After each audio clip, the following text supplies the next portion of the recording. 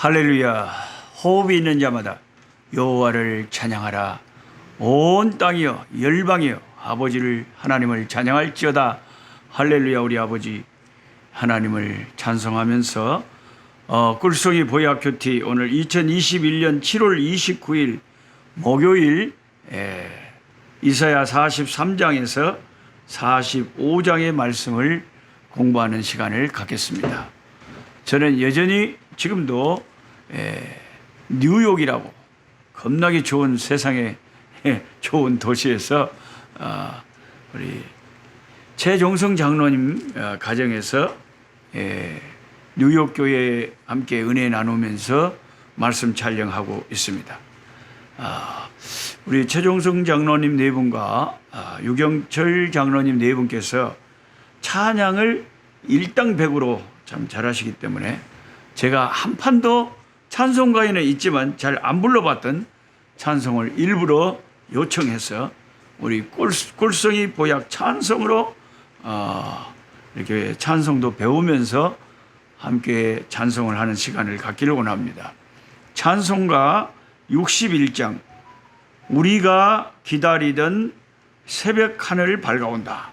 성도여 찬송하라. 61장 찬송하겠습니다. 우리가 기다리던 새벽 하늘 밝아온다. 성도여 찬송하라. 사랑의 주 하나님을. 슬픔은 사라지고 기쁜 아침 동토 온다. 다 같이 찬송하라. 평화의 주 하나님을. 어둡던 저 하늘이 찬란하게 밝아온다. 기쁘게 찬양하라. 구원의 주 하나님을. 근심은 술러가고 새벽별이 비춰온다. 전하자 기쁜 소식 생명의 주 하나님을. 고요한 아침 나라 영광 속에 밝아온다. 주님께 감사하라. 평화의 왕 하나님께. 고통은 사라지고 새 희망이 솟아난다. 성도여 찬양하라. 승리의 주 하나님을.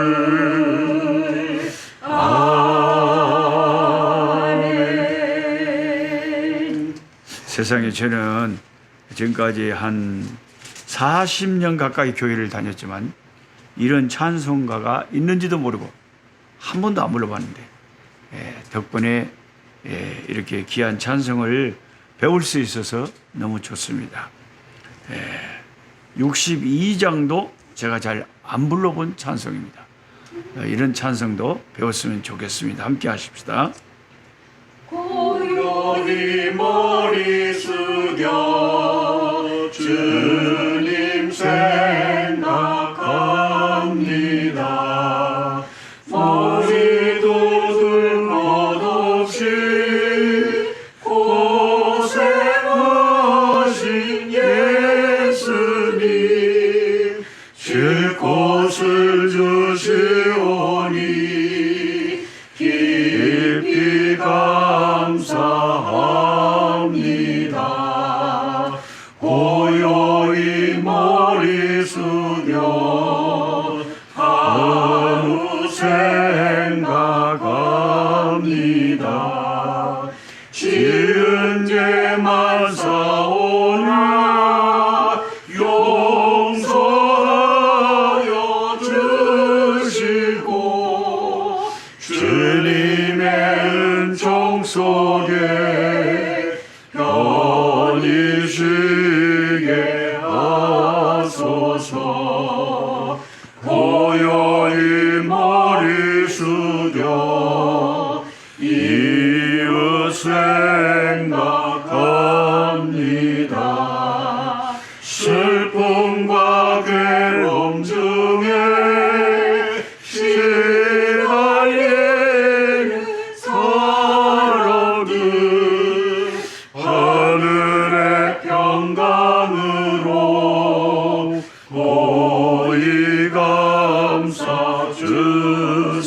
하소서. 고요히 머리 숙여 나를 생각합니다. 고난 몸 잠이 들어 깨어나지 못할 때 주님의 품 안에서 안식하게 하소서.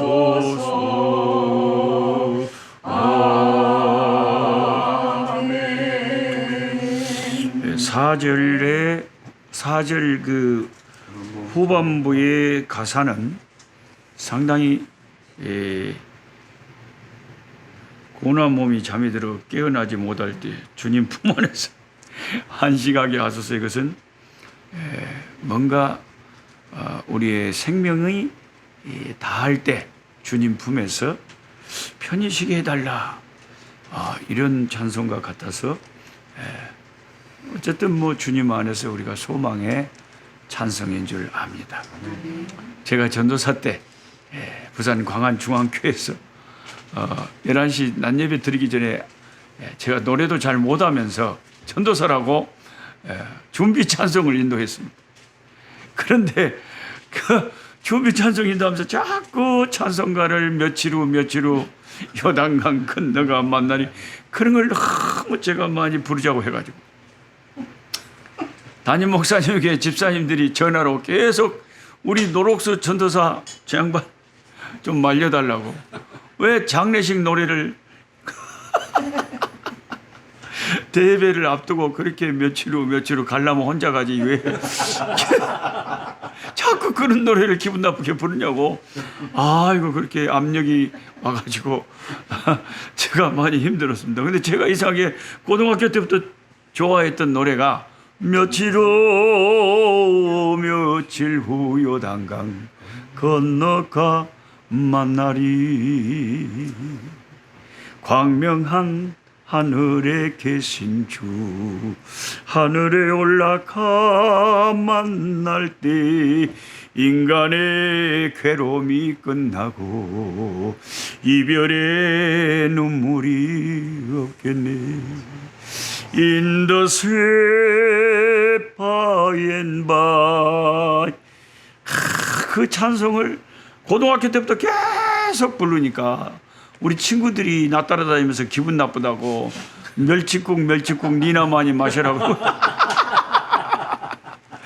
그랬던 기억이 납니다. 녹수는 며칠 후에 갈 거라고 나한테 계속 놀렸는데 며칠 후에 가기는 뭘 가요. 시방까지 살아야 땅께 95살에 김해 무척산 기도원을 올라갈 거예요. 그러니까 사람이 죽고 사는 것은 그런 노래를 부른다고 그런 게 아니고요. 다 소망의 찬송은 참 항상 천국을 사모하고 살아야 되는 거예요. 할렐루야. 네.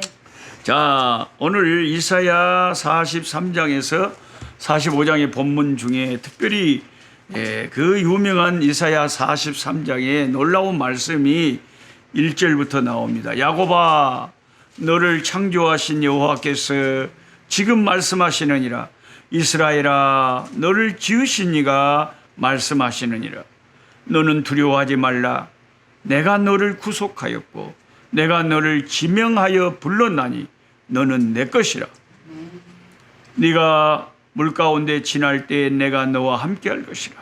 강을 건널 때에 물이 너를 침몰하지 못할 것이며 네가 불 가운데 지날 때에 타지도 아니할 것이요 불꽃이 너를 사르지도 못하리니 대저 나는 여호와 네 하나님이요 이스라엘의 거룩한 이요 네 구원자임이라. 내가 애굽을 너의 속량물로 구스와 스바를 너를 대신하여 주었노라. 내가 내 눈에 보배롭고 존귀하며 내가 너를 사랑하였은즉 내가 내 대신 사람들을 내어주며 백성들이 내 생명을 대신하리니 두려워하지 말라. 내가 너와 함께하여 내 자손을 동쪽에서부터 오게 하며 서쪽에서부터 너를 모을 것이며 내가 북쪽에 이르기를 내놓으라. 남쪽에 이르기를 가두어 두지 말라. 내 아들들을 먼 곳에서 이끌며 내 딸들 땅끝에서 오게 하며 내 이름으로 불려지는 모든 자 곧 내가 내 영광을 위하여 창조한 자를 오게 하라. 그를 내가 지었고 그를 내가 만들었느니라. 너는 내 것이라. You are mine. 인생에게 가장 중요한 문제는 창조주 하나님 아버지를 만나서 자기의 그 아이덴티티, 정체성을 찾는 것. 내가 누구인가? 과연 나는 누구인가? 성경은 오늘 본문에 말하길 나는 예수 믿는 사람은 하나님 앞에 보배롭고 존귀한 자다. 하나님의 소유된 백성이다. 하나님이 너는 내 거라고 하니까 내가 누구냐? 나는 하나님의 소유라 하는 이런 정체성을 우리가 확고히 가질 때 예수 믿는 즐거움이 날마다 샘솟는 거예요. 스코틀랜드의 한 숲속에서 아주 더럽고 지저분한 개가 유기견이 발견됐다고 합니다. 몹시 굶주려 있었고 병을 앓고 있었습니다. 사람들은 저 개가 누구 집 개냐고 쳐다보면서 지나갔습니다. 한 경찰관이 지나가다가 그 개를 자세히 보았더니 목덜미에 이름표가 달려 있었다고 합니다. 그 이름표를 유심히 봤더니 그 이름은 밥스라는 개인데 그 이름 밑에 이런 글이 쓰여 있었습니다. 이 강아지는 왕궁에 속한 강아지입니다. 경찰관은 깜짝 놀랐습니다. 즉시 강아지를 데리고 가서 목욕을 시켜주고 약을 발라주고 잘 먹여주었습니다. 그리고 그 강아지를 왕에게 전달해 주었습니다. 국왕 부처가 에든버러에 휴가를 왔다가 강아지를 잃어버렸는데 못 찾고 돌아갔습니다. 얼마나 국왕 부처가 기뻐했는지 모릅니다. 그 강아지는 바로 국왕의 소유였던 것입니다. 비록 개라도 아무나 함부로 대할 수 없는 가치가 있었습니다. 소유주가 누구냐가 그 가치를 결정합니다. 저와 여러분의 소유주가 누굽니까? 우리가 숲속에 버려져 지저분하고 몹시 굶주려 병까지 앓고 있는 개와 같은 상태라 할지라도 만일 내가 하나님께 속한 자라면 아무도 나를 무시할 수가 없습니다. 나의 주인이 누구인가가 인생은 너무나 중요합니다. 불신자들은 마귀의 지배 아래에 있다고 성경이 말하고 예수를 구주로 부르는 자들은 하나님의 백성이라고 합니다. 오늘 본문은 내가 너를 지명해서 불렀는데 너는 내 것이라. 주님은 분명히 천명하십니다. 저와 여러분의 가슴에는 명찰이 붙어 있습니다. 이 사람은 하나님께 속한 하늘의 로얄 패밀리입니다. 아멘. 할렐루야. 아멘. 이런 정체성을 가지고 예수를 믿어야 된다 이거예요. 나는 하나님께 속한 하늘의 왕족이라는 로얄 패밀리. 누구나 자기 소유에 대해서는 강한 애착을 갖습니다. 하나님도 마찬가지입니다. 우리가 하나님의 소유이기만 하면 걱정할 것이 없다는 것입니다. 두려워할 필요가 없다는 것이죠. 하나님이 다 책임을 지시기 때문에. 세상살이를 하다 보면 때로는 피할 수 없는 고난의 물을 만나고 또 불같은 시험을 만납니다. 그런데 그때마다 하나님은 자기 백성에게 약속합니다.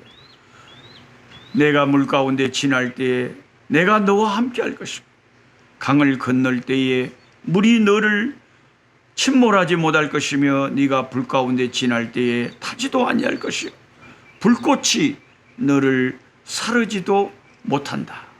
하나님의 소유된 백성이 하나님께 보호를 받기 때문이라는 거예요. 하나님은 애굽을 주고도 나와 바꾸지 않으신다고 하시고 구스와 스바를 주고도 자기 백성과 바꾸지 않는다고 하십니다. 그만큼 하나님은 자기 소유를 소중하게 여기십니다. 그리고 내가 너를 속량하여 불렀다. 애굽과 스바를 구스 땅을 속량물로 주었다. 이런 말씀이 있는데요.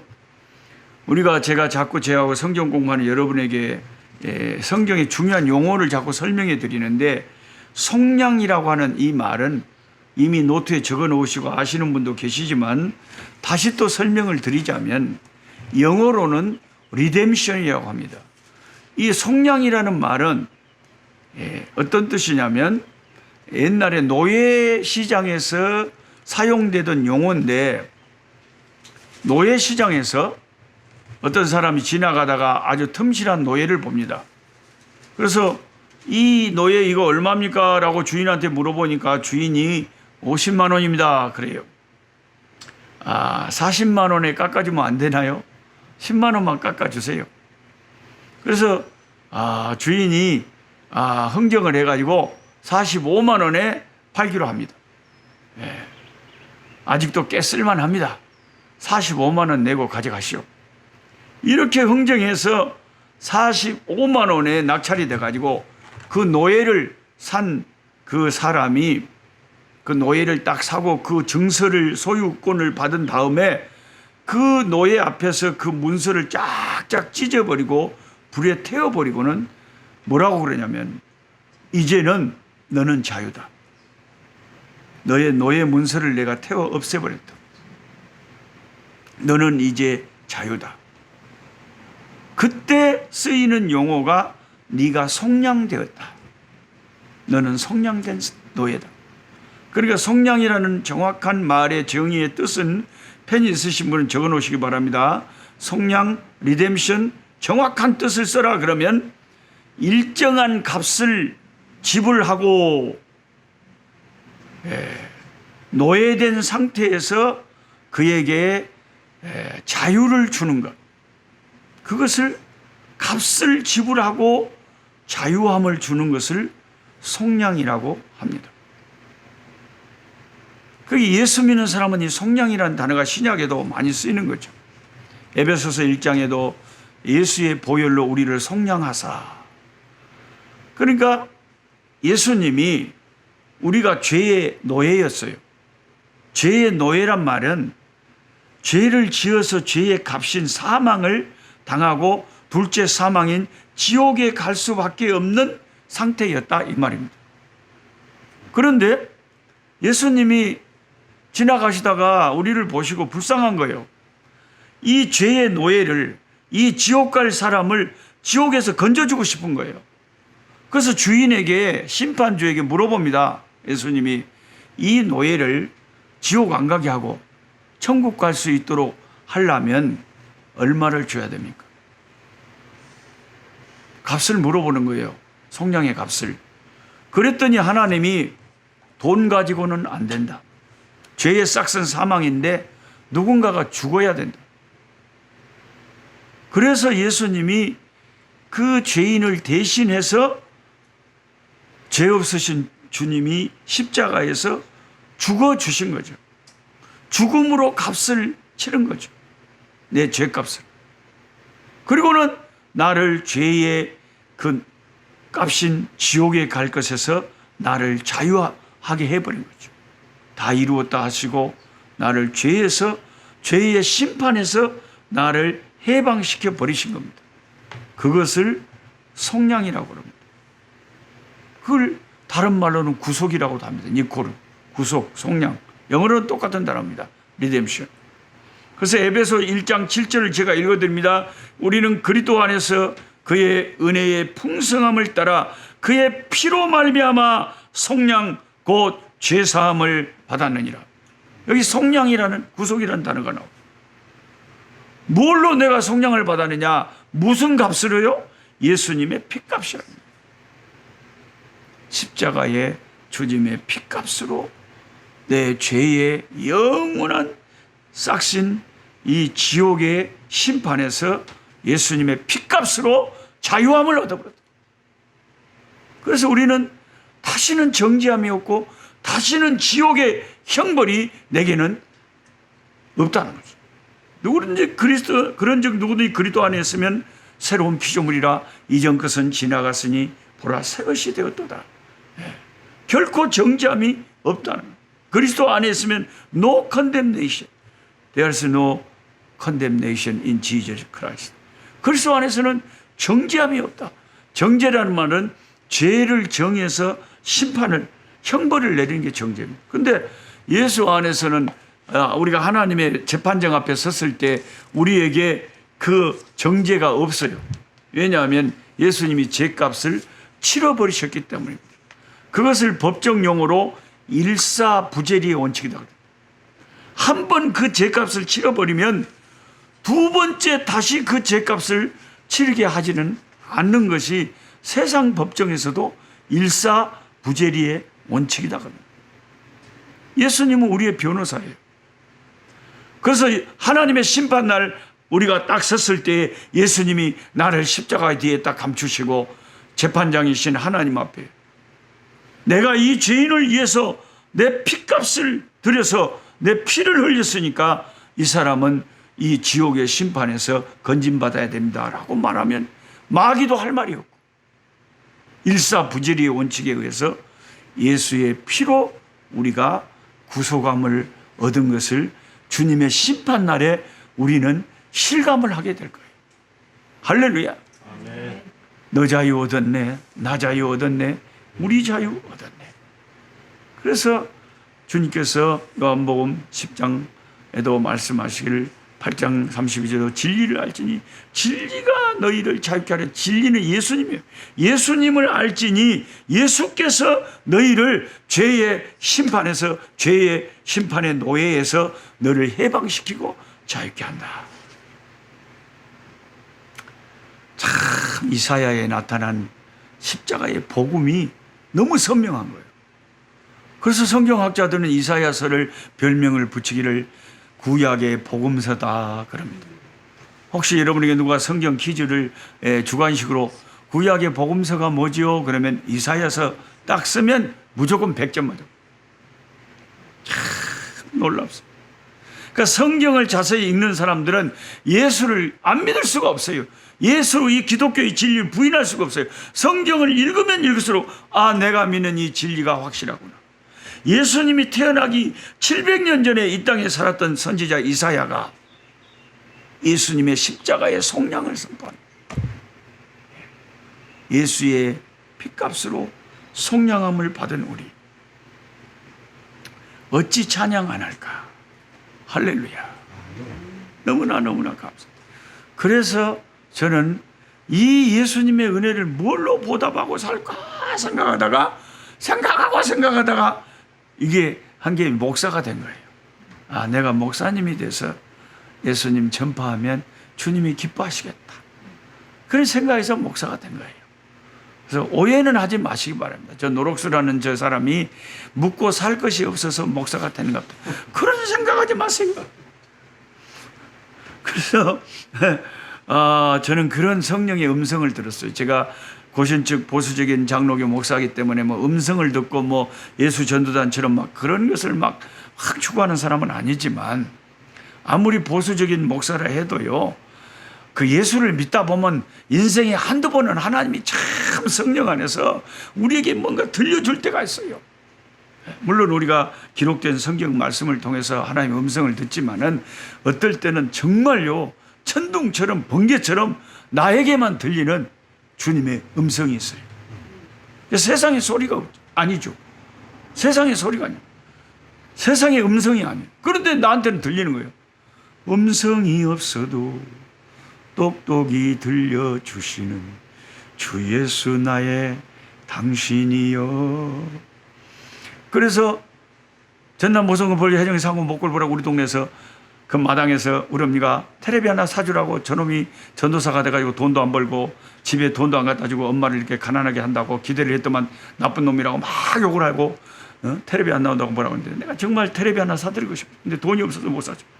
속상해가지고 마당에서 참 하나님 내가 돈 좀 벌고 목사 될 건데 뭐더라고 신학대학원을 빨리 가버렸는지 주님 제가 참 후회가 됩니다. 그런 생각을 하고 있을 때 스님께서 말씀에 쟁기를 잡고 뒤를 돌아보지 말라는 말씀을 생각나게 하시면서 성령이 강하게 내 마음에 주신 말씀이 나는 네가 20억을 벌어다가 나한테 바치는 것보다 20분 동안 강단에 서서 성경을 선포하는 것이 나는 더 좋다.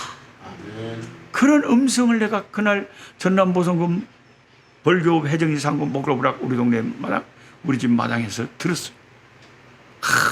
그때 내가 깜짝 놀랐어요. 야, 아니 20억을 갖다 바치는 것보다 하나님은 내가 20분 동안 설교하는 걸 더 좋아하신대.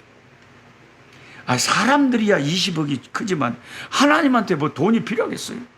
하나님의 입장에서 생각해 보면요, 돈 많이 벌어다가 교회 바치는 것도 귀하지만 어떤 사람은 말씀을 전해줘야 돼요.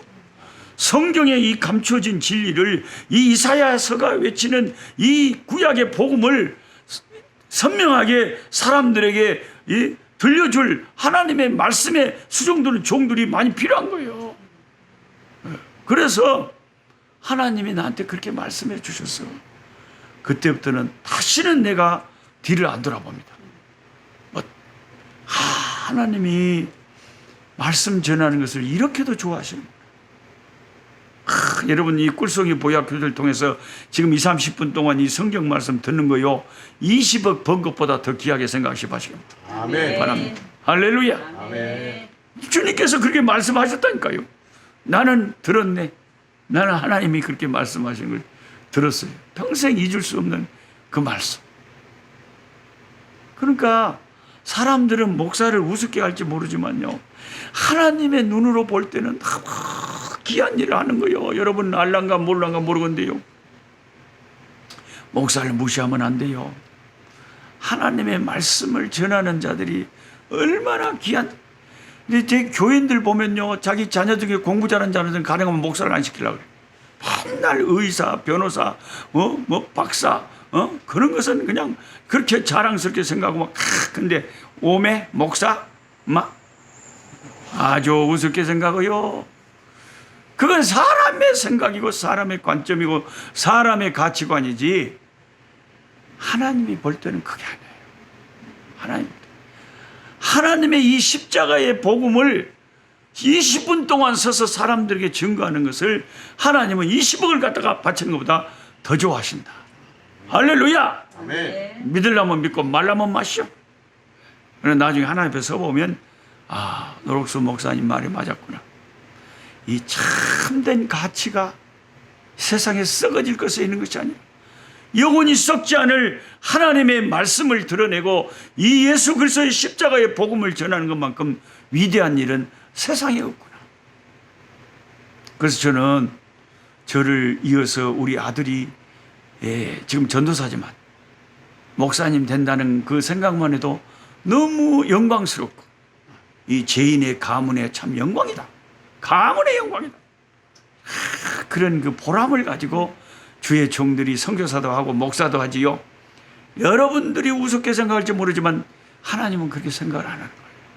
그냥 눈에 넣어도 아깝지 않을 하나님 앞에서는 귀중한 종들로 생각을 하기 때문에 여러분 교회에서 여러분의 목회자들을요, 잘 이해해서 기도하고 잘 이렇게 귀하게 여기시는 것이 하나님의 마음이에요.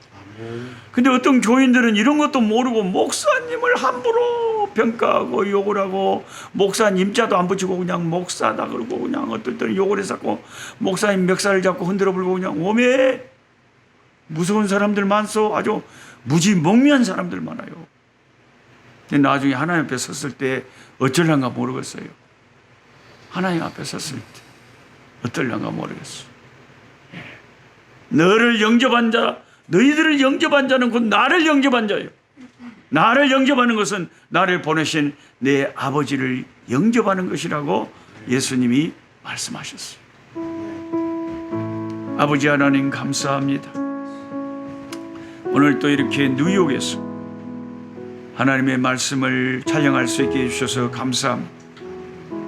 존귀하신 주님, 내가 누구인지 알게 해 주옵소서. 내가 얼마나 가치 있는 존재라는 것을 알게 해 주옵소서. 예수님께서 피를 흘려서, 그 보배로운 피를 흘려서 나를 대속 구속 속량하셔서 나를 자유케 하시고 해방시켜 주시고, 너는 내 것이라고 주님의 소유로 삼아 주셨습니다. 이 놀라운 아버지 하나님이여, 나의 정체성을 깨닫고 자신감을 갖게 하시고 자부심을 갖게 하시고 나의 삶의 이치에서 아무도 부러워하지 말고 강하고 담대하게 하루하루 감사함으로 살아갈 수 있도록 주여 우리에게 은혜를 더하여 주시옵소서. 영의 눈을 열어 우리가 얼마나 존귀한 자들인가를 깨닫게 하여 주시옵소서. 세상이 나를 부러워하지 않아도 우리도 세상 부러워하지 말게 하여 주시옵소서. 예수님의 이름으로 기도하옵나이다. 아멘. 할렐루야.